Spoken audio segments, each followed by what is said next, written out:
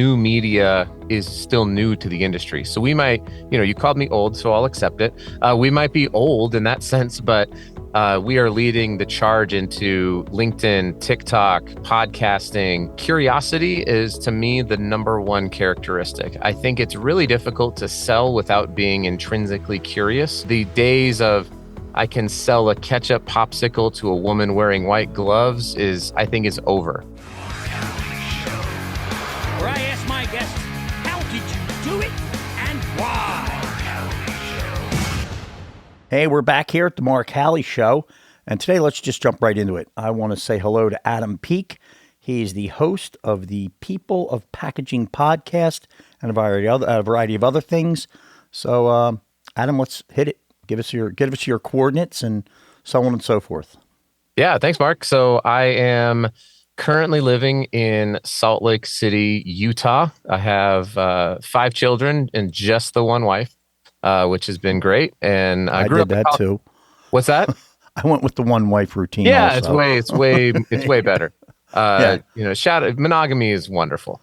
I agree. I grew up in Colorado Springs, though. Went to the Colorado State University, the Harvard of the Rockies. Absolutely.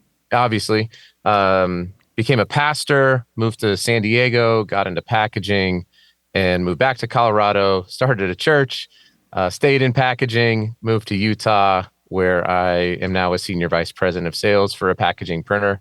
And as you mentioned, I do host the People of Packaging podcast, along with a weekly talk show on LinkedIn called Packaging Today with my friends Corey and Avelio. Very cool. Is that Corey from the Sustainable Packaging? It is. Yeah, I've had some interaction with him. What little exchange we've had. It's obviously a real pertinent subject right now. So I'd like to get him on and maybe share time on his show also. You want me to call him right now? We'll just have him jump on? Sure, bring him in. Bring him. Because I am a person of packaging, in case anybody out there didn't know. Esteemed, I might add. Yes. So many, let's many leather-bound books. Many leather-bound books. Yes, I do. I do. But do you remember the Wiley's Encyclopedia? Do you remember that at all? No. No, that used to be an old encyclopedia back when I was young. Like, oh God, when I first started in the industry, like '87, where you would buy the Wiley Encyclopedia, and then if somebody said to you, like, "Do you ever remember the first squeeze pouch?" and you go, "No, 1924, Mark, page 12." And you would go like it was like the Bible. And then slowly, I think everybody just said, "Oh, the hell with that thing. We're not reading that anymore."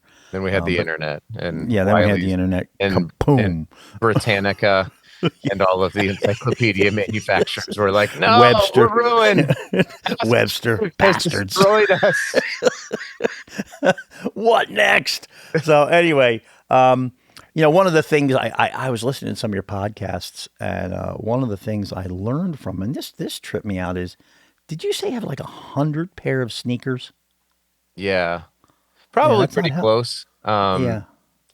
When I was probably around the time that you were wiling out on Wiley's Encyclopedia in the late 80s, I was a young, impressionable child and who was going to be a rapper when I grew up, named Candy Cane. With 2 Candy Ks. Cane was going to be the name? Yeah, I was going to be Candy Cane with double Ks.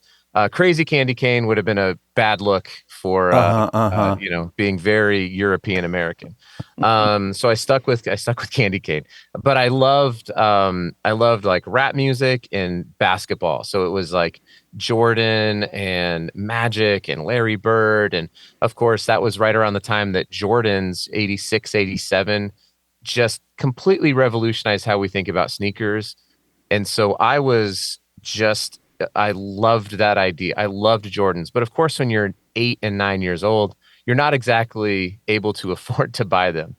So I think a lot of people that are my age, in my early 40s, when we're able to have a certain level of disposable income, sort of reverted back to like basketball cards and sports memorabilia and sneakers. And all of them experienced a very real renaissance. And I was certainly part of that. So I'll buy and sell them occasionally, but it's just more of a hobby. I really just like to be able to go and find sneakers that I loved and sneakers that are cool now My 16-year-old son also wears the same size as me, so he is Right on. certainly enjoying the sneaker collection because I help Yeah, him. I just let me interrupt you here. I Yeah. don't think 100 sneakers is a sign of good mental health. That's just me. Can I tell you something though, Mark Howley? Uh-huh. I have a very, very tiny amount of sneakers relative to what would be traditionally called a sneaker head. There are people Oh, with thousands and thousands of pairs of sneakers who legitimately collect these, have entire rooms in their house. holy So shit. yeah, it's a whole world. It's just like Aladdin. Like you get on the magic carpet ride, and it's a whole new world. You and Jasmine are out there learning all about it. Yeah, it's trippy how many different things are that way. Well, I guess we might add that to some extent packaging falls in its own little funky category. For those of you who don't know what I've been in the packaging industry, and one of the reasons that drew me to Adam was being a packaging geek, which I am, and just kind of floating around and seeing, wow, that's pretty cool. And packaging goes from anything, like you've said, Adam. If something shows up your door, it's in a package. Why the hell is they using that thing, and so on and so forth. So I guess at some point that concept or the concept of getting on a podcast and start going through and talking to people within that industry, which is now up to some 200 or more guests. Mhm. What was the germ of that whole thing? I mean, what made you think, gee, I'll do that? Yeah, it was. There was I believe it was in the early 2000s or maybe the late 90s. There was a popular song that the chorus went, "Blame it on the alcohol." Blame it. I don't know if Yeah, yeah, no. yeah. I can't remember Um, what song that was. I yeah. do. I remember So that. I remember that. I was not intoxicated, but I was at LuxPack, which is the luxury packaging conference. If you're listening to this and you're not familiar with the packaging industry, it's $1 trillion global industry. It can be very segmented down to, like, I attend the Spec Right Packaging Specification Management Summit every year, so it can get very, very, very niche. But I was at LuxPack, and this was in right around 2017, and I was talking with my friend Ted Tate, who was a packaging engineer. He'd worked at Estee Lauder and Revlon, and we were actually chatting about hip hop music because he was an R&B and hip hop producer and packaging engineer. Um, and I just said we should start a podcast together. And this was a few drinks into and after the show party. And we were Sure. like, what? What is a podcast? And I was like, I've been listening to it on the Denver Nuggets, who are the current world champions of the I'm world, aware of that. I'm aware of the that. You've world champion informed me. Denver Nuggets. I have a banner hanging behind me. Oh, well, In that's right. I my, see it. yeah, do you see that? I do. Check it out. Check it Yeah, out. yeah. Huge All right. Denver Nuggets fan. But I was like, I'm listening to these podcasts, and it seems like this world is really growing. And we got out our phones and we start looking. I'm like, there's nothing. There's no information. We cannot find an active podcast about packaging. And a lot of people are like, oh, yeah, of course, because it seems like a really boring topic. But when you break down the fact that it's one of the largest industries in the world, it literally impacts and touches every single person on the planet. You would think at least somebody had this idea. Yeah, I mean, apparently not. Apparently Apparently not. not. So we Yeah. just started it. I mean, it's easy to start a podcast. Oh, Uh, yeah, I know. I it's know. hard to keep it going, but they're really easy to start. And Yeah, so that that's was, what I've learned here. I guess we've done about maybe 50 episodes, and we try to keep maybe 4 to 5, kind of guests lined up. And, you can see that becomes a little bit of an effort just to keep finding people that have some sort of an story that intrigues you or intrigues others. Of course, our premise here or our objective is to go out and generally I'd say 25 to 40-year-old younger folks, professionals, not younger at 40, but what are you my saying? belief, I'm saying you're past younger, you're over 40, so you're into your mature ages. But anyway, what I'm I getting at love is it. I think I there's love all all of these it. there's all these people that are, I think, floundering, bewildered. I'm not a big believer in Gen X, that whole like, oh, they don't want to do shit. I'm of the belief that, as a 63-year-old, we raised them. So we are to some extent guilty of raising them with the values they have. And I am a believer that they're going to find their way. You know, every generation says something bad about the generation prior to it. And my attitude is once we start naming and identifying previous generations that are subsequent to ours, the problem is we are now old. And you have now passed into the people who are old and somehow now have started to sling arrows at these younger ones. So with that in mind, I thought, well, I just want to talk to folks and say, you know, why did you do that? You know, how did you do it? To which comes to mind you. And when it comes into, you know, I want to bounce around a little bit here and talk about you being a minister and in packaging and you know, so on and so forth. But let's start right now with what do you know, just quickly in this huge packaging business, what's that little niche you're in? I mean, I happen to know the company, but what is it that you're in and what are you doing within that? Yeah, so I actually play in a couple of different niches, right? So I have this media niche, which is myself and, like I mentioned, Corey Connors and Avelio Matos and Laura Foti and some other folks who are doing some really great work are sort of out at the front of, because new media is still new to the industry. So we might, you know, you called me old, so I'll accept it. We might be old in that sense, but we are leading the charge into LinkedIn, TikTok, podcasting, you know, AI, and how do we use AI? So we're sort of living out there. I wrote a kid's book about packaging because there wasn't any. I saw that online. In fact, I ordered it. Oh, thank you. That's awesome. Yeah. So you know, that's my personal area that I live in quite a bit, and because of that, and because of whatever you want to call whatever influence I've garnered over there, businesses have thought, oh, this is actually a really awesome way to drive revenue for our company. And so I'm the senior vice president of sales at Meyers Printing. And so over there, this is a third generation family owned business in Minneapolis. We print boxes. So you think about like a cereal box or a candy box. Yep. We print those. We print labels that go on things like vitamins. So, you know, stuff that most people don't ever think about. And we then print you do the little things that are like the coupon-y things that you pull off a bag. I was looking at that last night just because I know the industry so intimately. Yeah, So, their technical term is coupon-y things. So good job. oh, coupon-y It's things, not. good. It's That's what I instant thought. redeemable coupons, or IRCs. Okay. And then we've recently gotten into using conductive inks to print electric circuitry, along with radio frequency identification, or RFID, to meet certain retail initiatives. So we do a lot. We've got a 250,000 plus square foot manufacturing facility, and that's what we do at Meyers. So I got the stuff I do personally. I got the stuff. Let me interrupt you there. Were you with Meyers? What came first, podcast or Meyers? Podcast. Oh, and then through the podcast, Meyers said, hey, why don't you come work for us?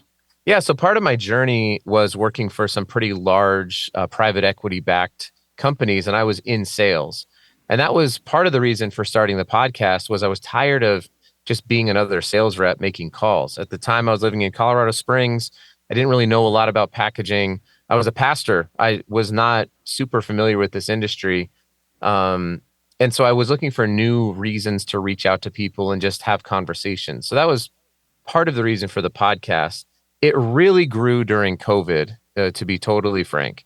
So my LinkedIn presence, my TikTok channel, my YouTube channel, all of this grew during COVID. And I got to a point where I thought I can do this full time. And so I had left to do some consulting work and also go full time in media. Turned out one of my first customers was Meyers on the consulting side for sales and marketing. And we both realized that it's a great company.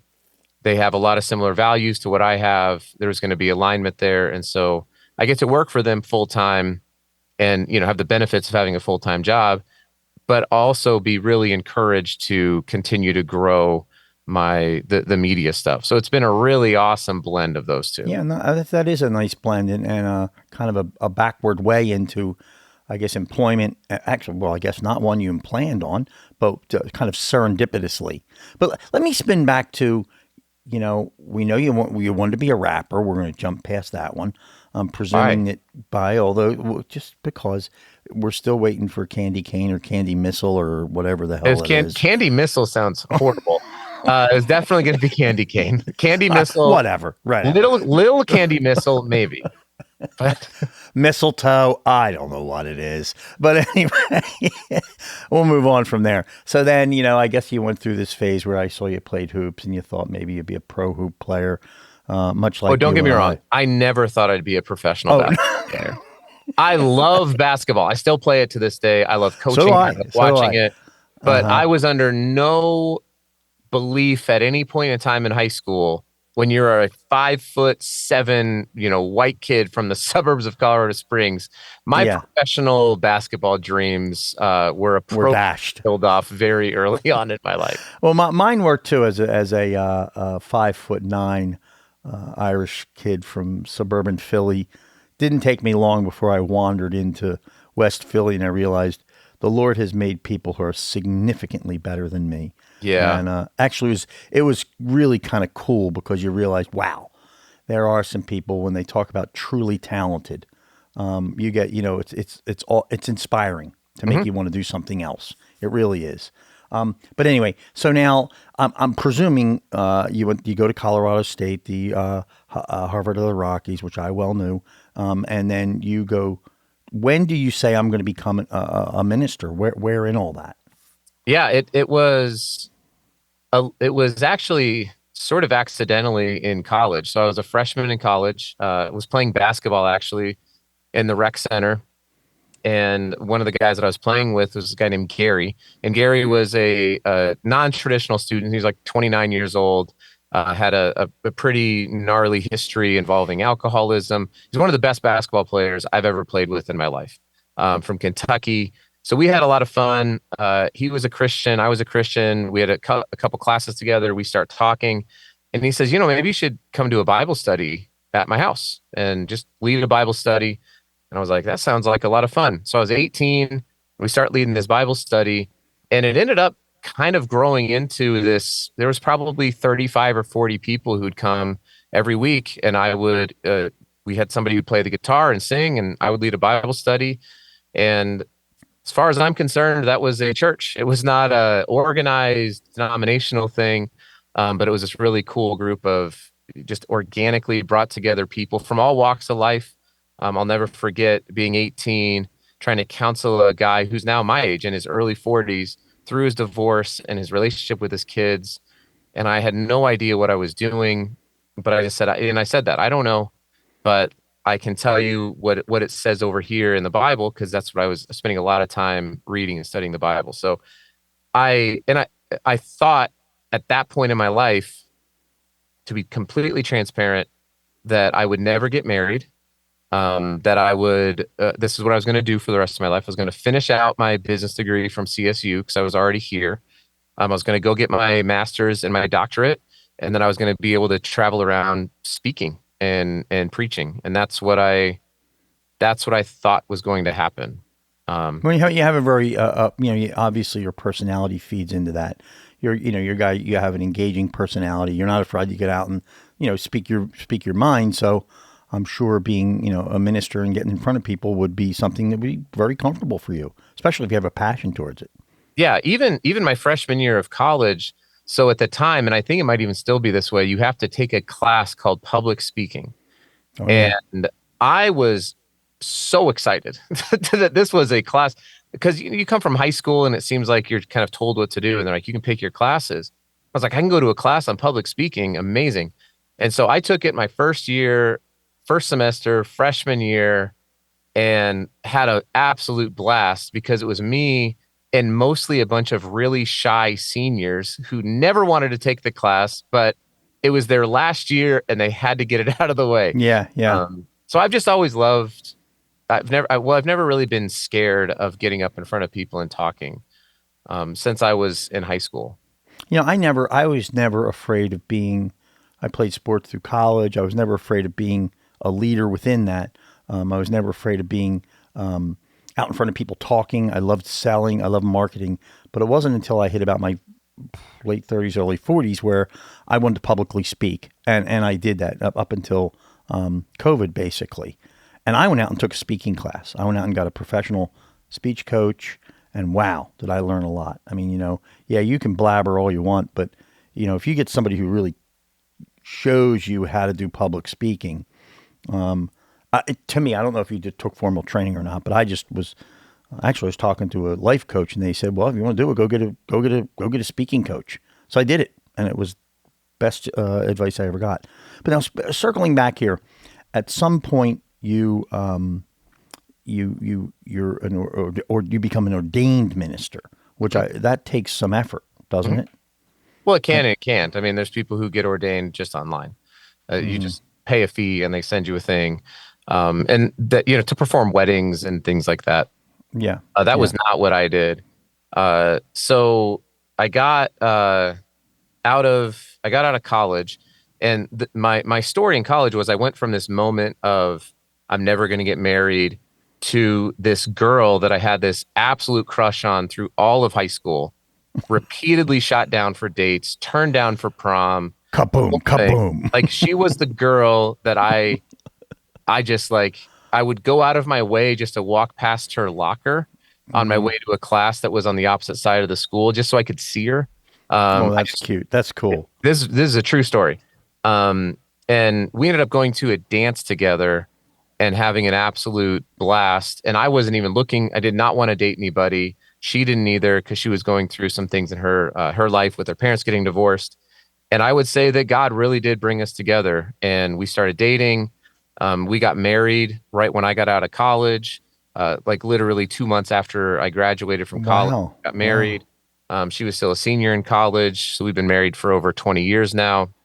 Um, and part of that was, we got married, and then I went full time into vocational ministry. And so I was doing college ministry, high school ministry. I was preaching in Fort Collins while she finished up her degree. We were trying to figure out what this was going to mean. I realized that my dreams could also be fulfilled while being a husband and maybe eventually a father. And so the church that I was at was a Southern Baptist church that I didn't know it was Southern Baptist. I say I'm an Mm-hmm. ordained Southern Baptist minister because it's true. And I went through and I had to defend a thesis and I had to write papers and I had to do all that stuff. But I did not grow up in a Southern Baptist church in the way most people may think of Southern Baptist. Yeah, So yeah, yeah. I know. I have um, my impression of it, but I'm I'm always sure a it's not. little bit like it's actually a very decentralized organization that allows for ordination to happen at the local church level. And so a Southern Baptist church in California or Fort Collins or San Francisco is actually going to function much differently than like Birmingham, Alabama, Atlanta, Georgia, those kind of areas. So Yeah, uh, yeah. that's how I got ordained. Was I was married. That's my full-time job. And there are certain tax benefits that come with being a licensed and ordained and practicing minister Hmm. that make it worthwhile to go through the work. Okay, so now you mentioned San Diego, and this is where, for those younger folks, I really like to take this turn. Somehow you end up in packaging. Is that correct, or where did you went to San Diego? And if I remember you stating that that's where kind of your packaging exposure came about. Yeah. Yeah. So my wife, we found out she was pregnant. It was very exciting. She was a teacher, and I was running around playing, ultimate frisbee with college students and trying to scrape together money as a barista. And we were not in a great economic financial situation at this Sure, time. sure. And she said, I think I would really like to stay home and raise our child. Now, luckily, you get 9 months once this once you find out you're Typically, pregnant. that's been the case with my children. Yeah, to try to figure this out. And so Uh, I started looking around. I didn't know what I was going to do. I was doing math. Like, okay, I know what our expenses are. And my uncle, Bob Peak, who still to this day owns Peak Packaging Solutions in Carlsbad, California. don't know them offhand. What do they do? It's a design and distribution company Okay, okay, out of North County. And so he found out through my father that I was looking for a job. He wanted a general manager to come in and help him out as his company was growing. And so I thought, why not? We'll go on an adventure. So we had our oldest AJ, who's now 16, and he was about 6 weeks old, and we packed up our house in Fort Collins and we moved to San Diego and lived there for about 3 years working in packaging. So that's how I got into packaging was, So by a general manager, you're dealing with just general, I guess, for lack of a better, costs running it, supply chain stuff, bringing yeah, I stuff was in, helping bringing out. stuff I was out. doing procurement. I mean, it wasn't a large company. There was, 4 or 5 employees at the time. So I would help out with some bookkeeping and customer service stuff and was doing some procurement. Even at one point, I was the delivery driver. So I would Hmm. come in on Tuesdays and Thursdays at, 4:30, 5 o'clock in the morning, load up the truck. I literally generally managed to just do whatever it was that needed to get done that day. Jack of Um, all trades, master of none, yeah, as they exactly. say. I just Yeah. did not Okay. do any sales. That was the only thing Yeah. I didn't do. Huh. We had 3 sales reps at the time, my uncle being one of them. And I was just Okay. there to support them in whatever it is that they needed. And then now we have this confluence of events coming together where we have the start of some sort of a packaging career. We're an ordained minister. We've abandoned the wrapping for a moment. May still be back to that. And now all of a sudden, where do we go from here? Do we continue on the packaging minister path, or do they start to peel away? I So was thinking pass they me were on. going to peel away. So I had an opportunity to move back to my hometown, which was Monument, Colorado, just right by Yep. the Air Force Academy and just north of Colorado Springs.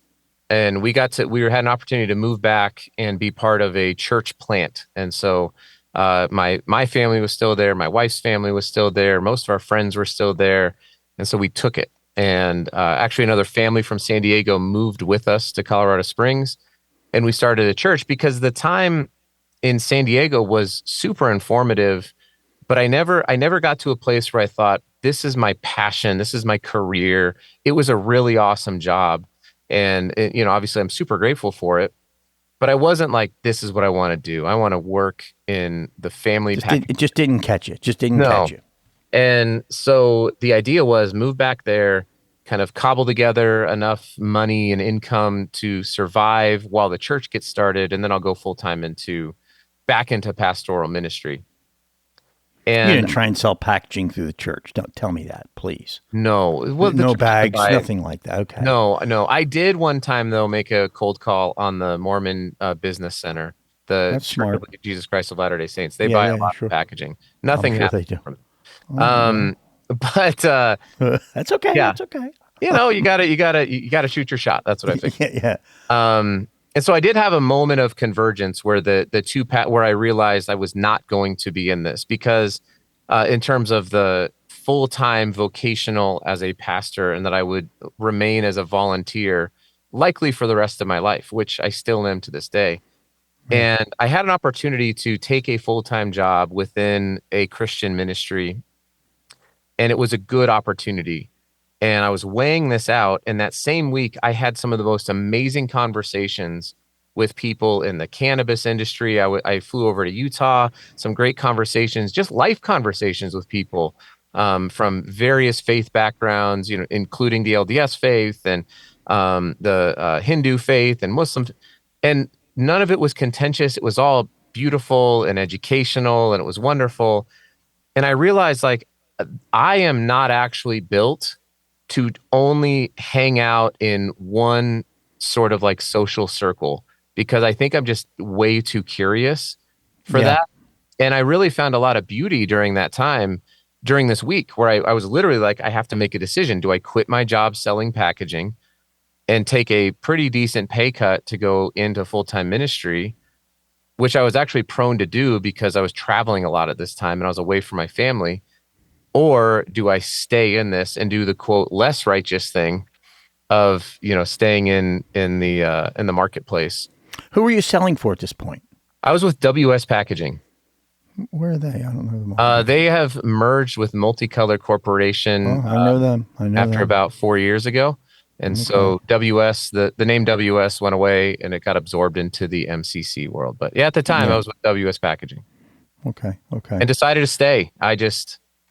The people that you get to talk to and interact with it was so much more invigorating to me than showing up every Sunday and preaching, which I still love to do. It just wasn't my full-time jam. It just wasn't. It just wasn't. I mean, like so many people in their careers, myself included, you poke around, then all of a sudden, hopefully, and with effort, it looks, like you did, and most people, it doesn't just show up on your front doorstep.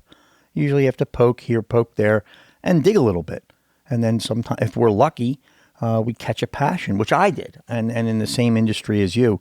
My path went a little bit differently. Is that I came out of a nice little round, and anybody who knows me, I did a little stint in detox and then rehab, which is a good plan. Much like you're becoming an ordained minister, I became an ordained addict, and when I got out of that, had to find a job, and at that point in my life, all I wanted was somebody to say, "Gee, Mark, you're good at something." So I took a job. I got hired by a company named Fresco. You may know them, packaging company. I was an inside sales guy, and I just was like, I have to prove. I have to do something. I have to just get my oars in the water, and it took off. And the determination to perform well in that converted into a determination to learn, due to my curiosity, all the aspects of it. And it sounds like you did a little bit. Just all of a sudden, this whole world opened up in front of me that it almost became, it wasn't packaging anymore. It was all these little minuscule details of it that I just became so wrapped up in it. So now the world of, you're still obviously involved in your Christianity. Mm-hmm. You've opened your mind a little bit to the different faiths, which I have done also, moving from Catholicism on to every potential faith. And now packaging catches on. And now, how many kids do you have now? I have 5, and then we also have an exchange student who lives with us who plays basketball at my oldest son. He's a 16-year-old that him and my son are the same grade. He's from London. So we have 6 kids that live in our house. Wow. And so now you have had, if I got this, you had your first one in relatively young in your early, 43, go backwards. So in your mid to early 20s, actually. Yeah, I was 27. 27 when you had your first. Okay. And then obviously with some rapidly gathered up to 5 of them. Yeah, every other year. Actually, I think I work. might have been 26 when he was born. But so our kids are 16, 14, 12, 10, and 8 bookend boys, 3 girls in the middle. And I have refused to listen to the nonsense about parenting. If anyone can take anything away from this, it's that every time someone go, 3 girls, just wait till they are all teenagers. And I'm like, why would you speak that negativity over what if they're incredible? Like what's the best thing that could happen? What if they're just amazing, world-changing, powerful women who love Jesus and love people and work hard? I'm like, how about that? Like, why does it always have to be negative? I'm of the same. Saying? Yeah, I'm the same ilk as you. I mean, I have 5 daughters. Mine go for a little, we've talked about this, almost stacked up 10 years ahead of you. Mine go from 20 to 32. Mm-hmm. And people always say to me like, oh my God, what's it like? And I'm like, well, it's my reality. And I celebrated it. I didn't, when they hit their teens, there's all sorts of crazy things. They disappoint you. They make stupid decisions. You make stupid decisions. You're growing with them. You're trying your best to fall back on what you more and more fall back on your base morals and ethics. And then I fell back and further onto what my parents were. Just use them as a mimic. I'm one of 8. Just kind of like, wow, I just like the way they did it. So I'm going to just keep copying it. And what a cool thing. I've always felt like, in a way, what an honor to have these younger women look at me as in some sort of like a great dude.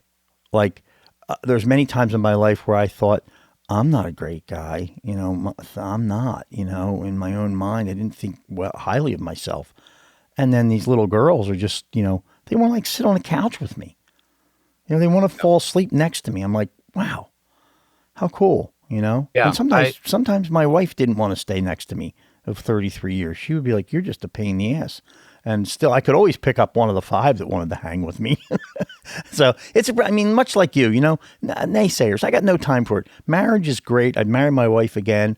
I'd have 5 daughters again in a heartbeat. I loved it. And so to hell with everybody who are naysayers in that world. I got no time for it.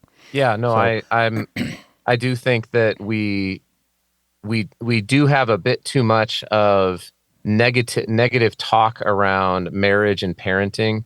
Um, and it does actually bother me because I legitimately 100% love my wife. I love being a father, and that is a weird thing for people. You know what I mean? Like no, yeah. that is not normal when I say that because they're expecting the like, oh yeah, I got the old ball and chain to go back to, and I'm like, no, I don't actually want to be here at this dinner with you in the Midwest. I would rather be with my wife, who I love a lot. And they're like, oh, because there's a narrative that I just don't buy into.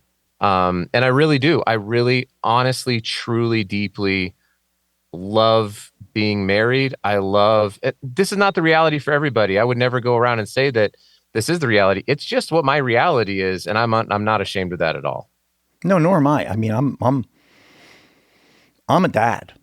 I'm a dad and I want to be a dad, and I'm a Yeah. husband and I want to be a husband, and I mean, listen, I like just sitting there. Like I say, a lot of times marriage, hey, you can love people and not like them, but if you're going to marry somebody, you love them, but make sure you like them, Oh because man. a lot of your time is spent really not doing a lot. Like I'll just sit in the car with her. She'll be like, oh, I'm going to run these errands. I'm enough of a bore ass that I'll just go, oh, I'll sit in the car with you. Why? Oh, I like being in a car with you. Yeah. So it's just, Yeah, let's go to Target. Let's go to Costco. Let's go for yeah, a yeah, walk. Let's go. We are whatever. it's so wonderfully boring together, and I love Yeah, it. yeah. Yeah, that's great. And we've picked up sports together. I'm a Philly guy, big time Eagles, big time Phillies, Penn State. I never really endeared myself to the Seattle community, per se, as an inner city. I'm a suburbanite. I'm a native of Woodinville, but my heart's in Philly, and always will be. So that's where being alone out here, having moved from the East Coast to the West when we were about 40, with 3 little girls. I think one of the best things about our marriage development was we're alone. We're not a part of this wildly spider web of people. So it's like, hey, get along alone. Find your own babysitters, find your own mechanics, your own plumbers, all that. So it really helped us a lot. But let me go back, rather than blabbering on about our various beautiful lives, which they are. Let's go back to the packaging side in your podcast. So now you are working for what is now Multicolor, whom I know. And how long did that stint go? Yeah, so I was after the merger happened between MCC and with WS and MCC. I was only there a few months actually. I there was for various reasons that I won't necessarily dive into because I don't you can probably pick up on this. I don't really have a lot of time for speaking negatively about anybody or about anything. There are a tremendous amount of really good people that I still know and respect, that are at MCC.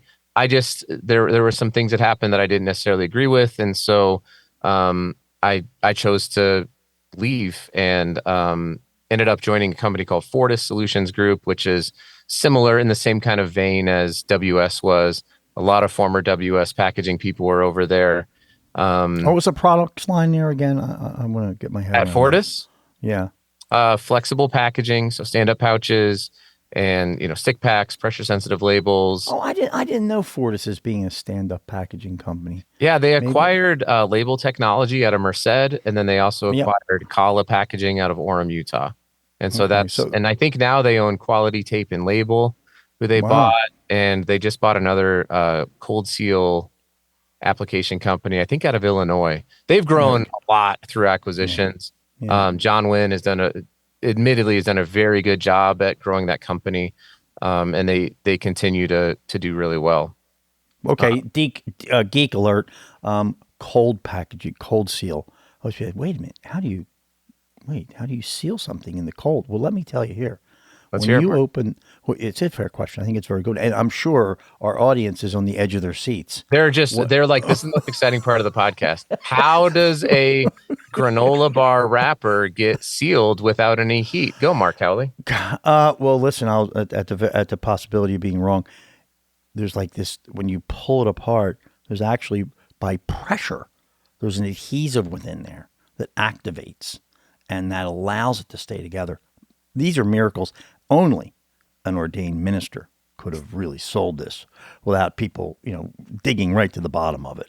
Would you It's agree actually with just that? it's through prayer. That's the right answer. There's just someone sitting at the end of the line, just like, dear Jesus, please keep all the contaminants out of this, keep all the, it's hard, but it's, A lot of, just one minister. You got to have a handful well, of them now. it's one per line. I mean, if you've got a big production line, you got to have them, and they'll switch out between, Yeah, you have yeah. rabbis, you'll have imams, you'll have Sure, sure. priests, you'll have Of course, ministers. of course. You got to make sure, especially if it's the kosher line, like then got to be all, it's got to be all the halal line. It's got to All the be. rabbis. Jesus, that's a lot of people. Yeah, But no, it's a anyway, big operation. No, big operation. I don't actually know much about the cold seal technology, to be Yeah. transparent. They had acquired that company after I left, but um, yeah, I mean, heat seal. Obviously, people understand it's heat, and the two layers on the inside get heated up, and then they get create a seal that Mm-hmm. keeps everything out, keeps all the bad stuff out, keeps all the good stuff in. Cold seal is not, from what I understand, is a little bit faster, a little bit less expensive, but also maybe doesn't always keep the shelf life as solid as a heat seal. Yeah, well, But I mean, the best thing, now again, back to Geek Alert, one of the big great things with cold seal is when you're running something that can potentially melt chocolate. You're yeah, running underneath or a hot bar. Well, it's just going to melt the damn chocolate. So people had to figure out, okay, well, we need it to seal. How are we going to do that? So that's, I'm a pretty smart guy when it comes to packaging. I consider myself significantly more intelligent than you at this stage in my life. Not to be rude by any means. and better looking. Well, duh, duh. Just turn on the screen. Listen, this Adam's Amish beard did not grow itself. All right, this was planned. This is manicured. Well, nothing better than be able to laugh at each other. What did somebody say to Larry Bird? One of that one show he did, the one whatever the cartoon thing. No, it's Bill Murray. He's with Bill Murray on something, and Bill Murray says he's not white, he's clear, and That was I'm on not white. Space Jam. I'm clear. Yeah. But anyway, so let's move on. And then somewhere in here, you end up at Meyer. But oh no, that was after the podcast. So at some point you said, I'm going to leave flexible packaging and I'm going to go over and do this podcast. Well, you must have done them concurrently for I a did, while. yeah. I started the podcast when I was at WS, actually, and that's when I started recording it and trying to figure it out. That ended up being actually a minor part of the contention with MCC and kind of the marketing side there. Not that they were mad, but there were just some just approvals and things that I just felt like, this is my personal thing. It'd be like trying A to, bunch of bullshit. Yeah, just and corporate. and so I wasn't that, like I said, that was not the only thing, but and Fortis was fine with it, and so I ran the podcast while I was at Fortis. I was really, I've been on LinkedIn for over a decade, probably 12 years of posting on LinkedIn almost every day. Similar to your public speaking, I hired a LinkedIn coach. I learned about the process. I really dove into this early on, like right when I first started selling. And so I was doing a lot of that as well during the whole time, right? But it was really starting to pick up when I was at Fortis. So I started with Fortis in like November of 2019, and I had been just learning stuff about the company and about flexible packaging and all sorts of things. And then March of 2020 came, and it's Boom. like, I'm brand new at a company. I'm trying. I've got a pretty aggressive sales goal to hit. I don't know how to hit this now because everything shuts down in terms of ability to reach out to people. At least I thought it did. And it turned out that everything I'd been doing for all this time was going to pay off. So people started reaching out to me. I was getting cold called because folks still had to keep packaging going. They're like, we're struggling to get a hold of our packaging supplier. The packaging supply chain broke. A mess. It was just a total disaster. And people found me online. What? So they were just reaching out to me. I had my cell phone number up there. I was getting texts. I was getting calls. I mean, from big CPG companies. I'm like, what is happening here? And so, Let's pause for a minute. I just want to yeah. break in now. If somebody wants to get, just as an interim commercial here, if somebody wants to get a hold of you, how do they do that right now? How would they do that? So everything for me is on LinkedIn is kind of the crux of it, right? I have a website, packagingpastor.com, that you can go to. But if you go to LinkedIn, you can send me a direct message. My email is on there. My cell phone number is on there. It's not like some fake. So it's my actual cell phone. I will That's how reply. you and I cross pace. Yeah. I think it was LinkedIn. I think it was Yeah. LinkedIn. Yeah. I'll reply with an animated GIF. I'm probably from Caddyshack or from The Office. Something to that effect. Something like that. Yeah, something like that. But yeah, that's the easiest way. I'm still on LinkedIn every single day. I create content there every day. That's the easiest way to get a hold of me. Cool. Cool. Well, anyway, that's Yeah. because you started talking about it again. I wanted to get a little plug in there for you. Oh, thanks. But 2019, that's so interesting because that's when I sold my business. And you talk about niches. I got caught up in this coffee packaging thing, high barrier film for coffee packaging, and wrote it for 35 years. And ultimately went from inside sales to having my own business, going from Philly to Seattle. And it just goes to show you, I think, along within most careers, that such a small niche can create such a long and in some instances lucrative career, which I was fortunate to have that.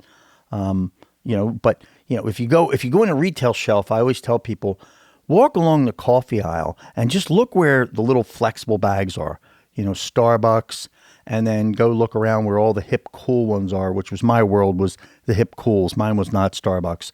Yeah. Mine was go to any little town, Colorado Springs, find somebody who's roasting coffee. I'm betting donuts to dollars, one of my bags are in there. Yep. And that was, wonderful, cool and all that stuff, but also we're able to make a buck. But that little tiny aisle probably employed more than 1,000 people easily with all the technologies. Just that little tiny hunk. And, in my business employed 80 people, and I was the tiny one. I was just the little, gnat on the back of an elephant. And, was able to generate a great living and have all these people working for me, which is really cool in an industry that people don't realize that within a given industry, there are so many avenues if you get yourself entrenched to make a buck or to gain like a peer group, which was huge for me. There's people who I sold with for 35 years who are truly my friends. And it all started professionally with me, first and foremost, having a respect for them. And then we became friends. So now, here you are in 2019. I'm departing from the industry, and you are just kicking into this packaging podcast. Yeah.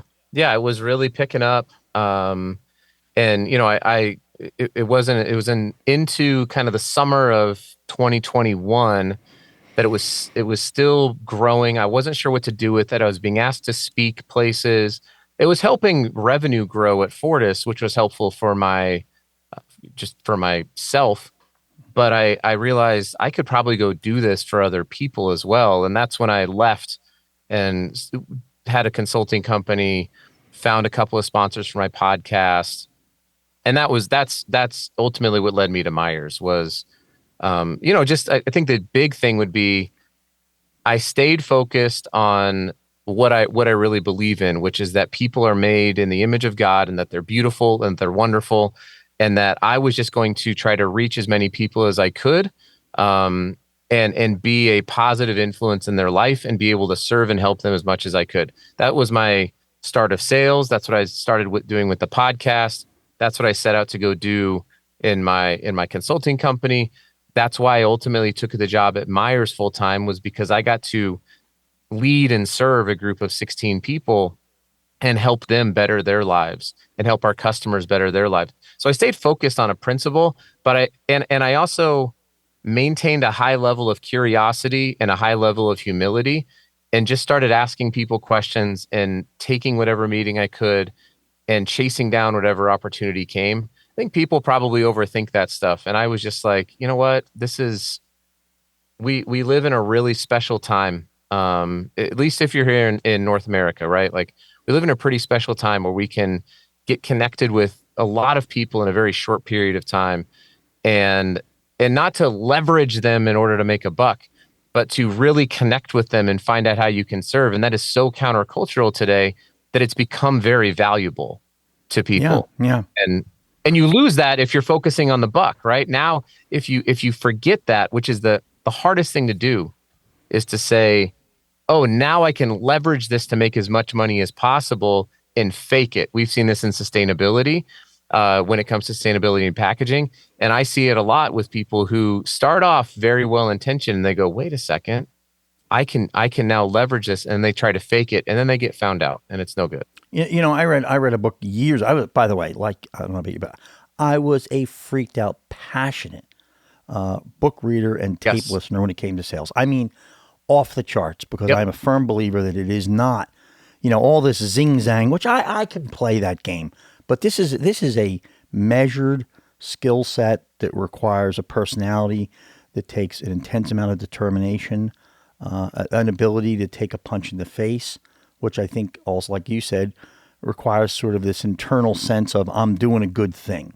Mhm. I'm not trying to steal. I don't want to steal an order. I really don't. I couldn't care less. I'd rather just have you really like me and then buy things from me because you trust me. And I will not. I always told customers of mine, look, I don't know who the next guy is coming in the door. I don't know. But I know one thing. I will not screw you. Something goes wrong, I will not. Yeah. Period. And I meant that from the bottom of my heart. The other side of not making money is like you in your being a pastor is my in recovery. You can't make money in recovery. That's one of the coolest things. Well, if you want to run out and be a therapist or all that, I never wanted to do that.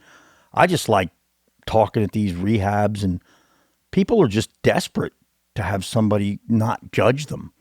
Just say, yeah, okay, so you're booting heroin every day. Okay. I mean, you can't do that. That's really a bad idea. And then stealing those cars.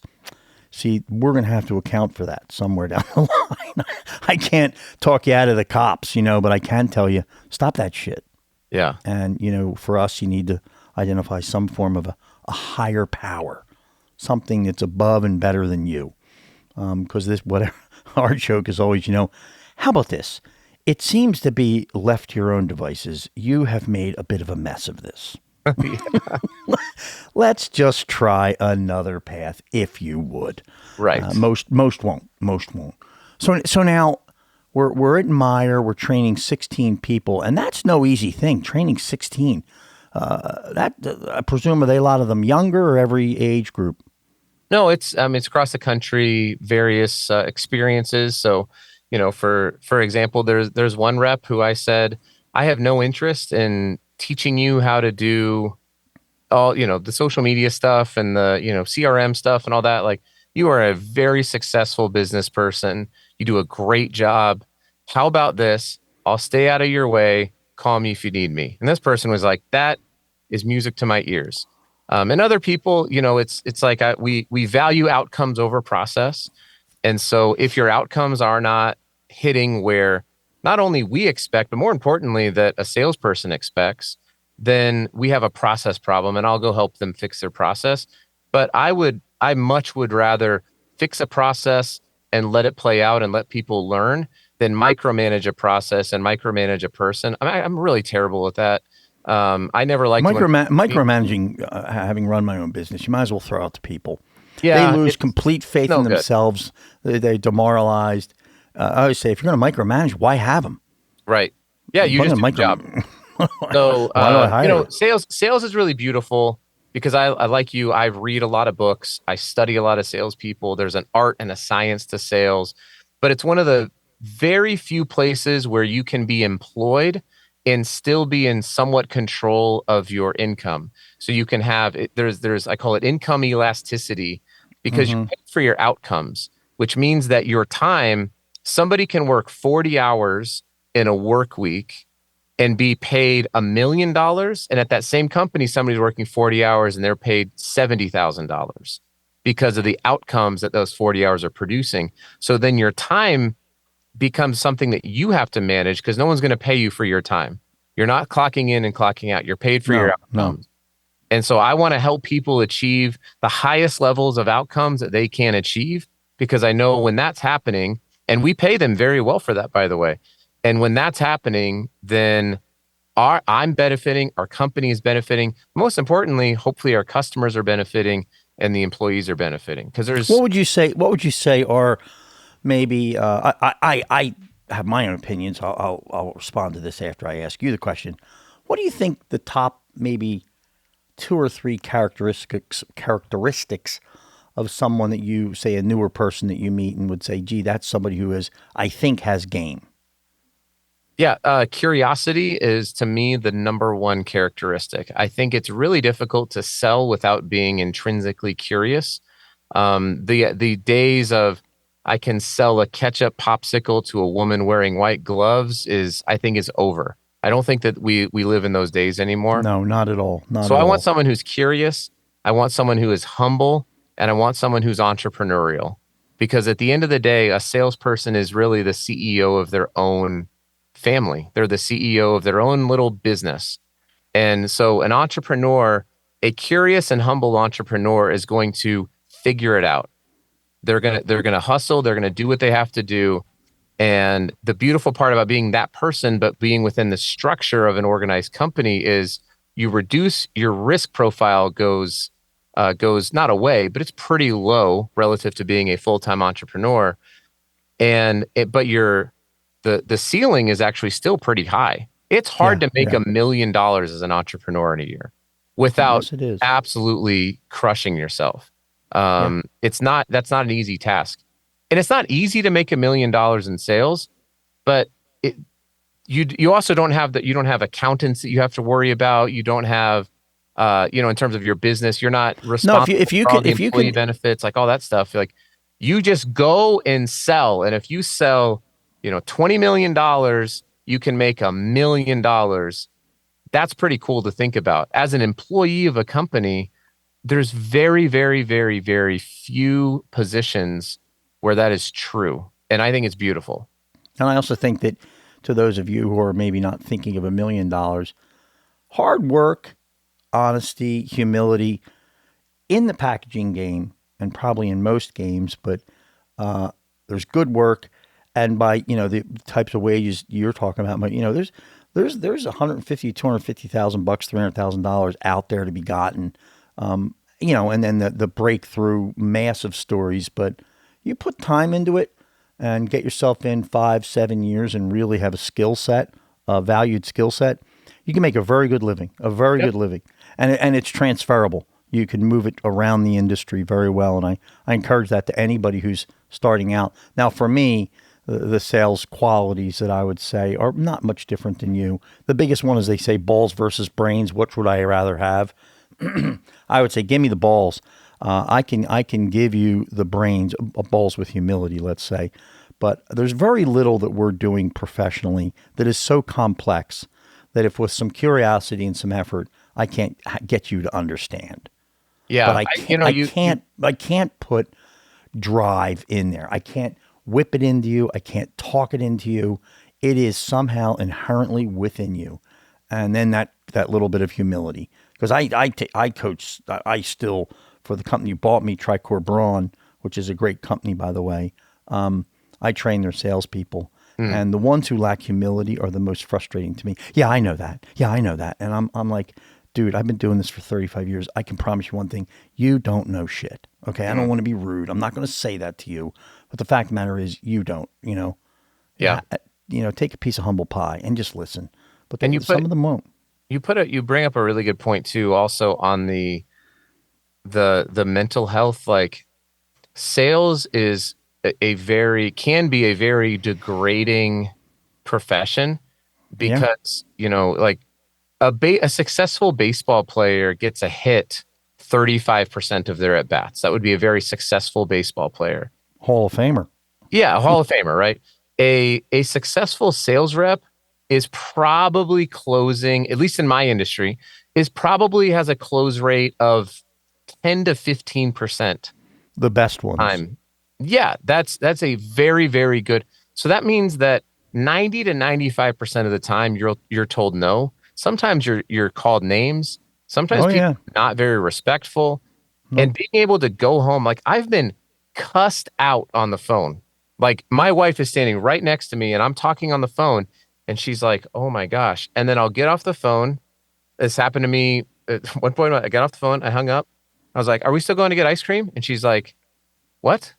Yeah, What my do you?" wife the same. My wife the I'm same. like, Just "I don't know. It's Friday at 4:30." She's like, "What's that call about?" I'm like, "I can't do anything about it now. I'm going to fire off an email to the person that needs to help fix this problem." And she's like, "You just got berated for 5 minutes by using words I've never heard before." And I'm like, "Well, I can't water do off a duck's anything about it." back.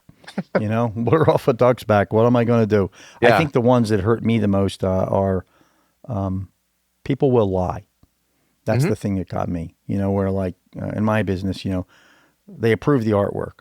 Okay, artwork's been approved. All the colors are approved, and they'll say, "I didn't approve that." And now, what's your choice? Yeah, you did. I did not. Okay, so we have established you are a liar. You've received the bags. You're not going to pay me because other than what down I got on it, and you're just going to lie. Yeah. That, Yeah. that's It's that's it's a very whole. demoralizing. Very demoralizing. No, And I get there. My least favorite. This is the thing that I just wish I could make just go away. Is in an RFP situation. If you're listening to request this, for you a don't know what that proposal, is, by the right? way. Request for pricing, or someone has a big book of business and they're like, we're going to put this out to bid, and this is whatever $3 million worth of X, right? It's labels. And I started asking, can you please give me a year of purchase orders that you have placed, including the name of the incumbent and the pricing that they paid, so that I can know? And I've never gotten this information. And to me, it's frustrating because I'm like, somebody knows this information who is participating in this bid. They have been Oh given yeah, a they leg did up. it. Yeah, they know what it is, right? And I'm like, they've been given a leg up in this process. And so I am going to miss the best available data is to send me exactly who you're buying from, exactly what you're paying, and the exact usage that you had including the order history, because the Never, spreadsheet, and never. it's, but I just wish like the honesty, because I'm trying to infuse honesty into sales, and it would be awesome to have that level of transparency and honesty, because then we could all have a better conversation. We're Yeah. not left guessing, You because know the guessing saying: doesn't if help they're a anyone. buyer, they're a liar. I won't go that far. A lot of my good friends are buyers of No, I packaging. know, I know, but But these there's are a the. And sense by the way, of like, I have to hold back. I've heard it was like a quarterback doesn't go to the line of scrimmage and say, I'm gonna, I'm gonna snap it, and then I'm gonna fake a handoff, and I'm gonna try to throw it deep to number 80 over the middle. Okay, go. It's like, no, there's deception in this game. And I'm like, but that doesn't have to be. This isn't a sporting event. We're trying to come up with mutually beneficial outcomes here for your company and your customers. I'm not trying to beat you. I'm not trying to defeat you. I'm trying to help you. And so anyway, I'll get off my soapbox there. I'm yeah, off. that's quite all right. Off your soapboxes. Yeah, I'm off. And in soapboxes, you have one. You might have two, given all the things you spoke I have a about. lot of shoe boxes in this current, in case All you're wondering. stacked up. Okay, so good. That's a good return there, given the Thank you. sneaker coverage. Very, very snifty, snifty. Anyway, I got a good kick out of that one. Man, it caught me off guard. Anyway, so let's do this. We're going to try and wrap up. And one of the questions I insist upon asking is, why do you do what you do? Why? What's the internal driving engine? Which I think to some extent you answered, but I'm just going to leave it out there in front of you. Why? Yeah, I get to work with engineers, graphic designers, procurement specialists, lawyers, accountants, in every single continent. I've had interviews with people on every continent except for Antarctica. So I get to speak to people with different, sexual orientations, with different ethnicities, with different genders, from various companies, from various backgrounds. I get to I get to use this small little thing called packaging to experience the world and the beauty that I believe God has placed into this world. And then through not only selling, but also through my podcast, I get to help people become better versions of themselves, either giving them a platform or giving them a product that's going to benefit their lives and hopefully benefit the globe. So I Cool. feel pretty Cool. resolved in my why. And it's what helps me be excited on Mondays and not sad on Monday mornings. Yeah, and I should have asked this prior to that, and then we will maybe we can flip these, Bridget. So I'm going to go with the next question. What's your advice to some younger folks or my target audience, 25 to say, 35, maybe 40 at the most? Yeah, there's a lot of I have a lot of advice. I speak to a lot of college students and college campuses still, and some of my advice is really learn as much as you can. Don't chase money, early on. There's going to be a time to ask for your value. It certainly don't work for free. Don't take an unpaid internship, please, for the love of God. Demand to be paid on an internship if you're taking one. Um, but go to places where you think you can learn and work for people who want you to be there. So if you have to beg and beg and beg to get a job and they don't really want you, Don't do it. cast a wider net, right? Like you want to be working with people who want you there, who want to invest in you, because those people and that network are going to be the thing that will catapult you to your potential next job, to your promotion, to maybe another career path. I was not prepared to get into packaging, right? But I took the opportunity with somebody who wanted me and who wanted to invest in me. My uncle Bob. Bob's my uncle. So that's what I would say is my biggest piece of advice is that just go where you're wanted, go where you can learn as much as you can, be paid what you're worth, but don't chase a dollar at the expense of your own mental health, at the expense of your own creativity, and at the expense of working for, just terrible people. Don't do it. Yeah, yeah. Terrible people are terrible things. Well, There. listen, I want to wrap this thing up, and I want to just say one more time, speaking with Adam Peak, he's the host of the People of Packaging podcast. And what a nice time to chat with you from the time I touch base with you on LinkedIn until concluding this. And I hope we can stay in touch through the years to come. So with that in mind, once again, thank you so much, Adam. And why don't you give us one sign off with your final coordinates? My final coordinates? Where the hell you are, how to get a hold of you. Oh, God, I was like, I don't know where I'm going to live in my finality. Uh, I'm in Salt Lake City, Utah, Senior Vice President of Sales at Meyers Printing, which is Meyers.com, MEYERS.com. You can get a hold of me on LinkedIn. Just search for Packaging Pastor and you'll find me. You can also go to packagingpastor.com. Cool. Well, thank you once again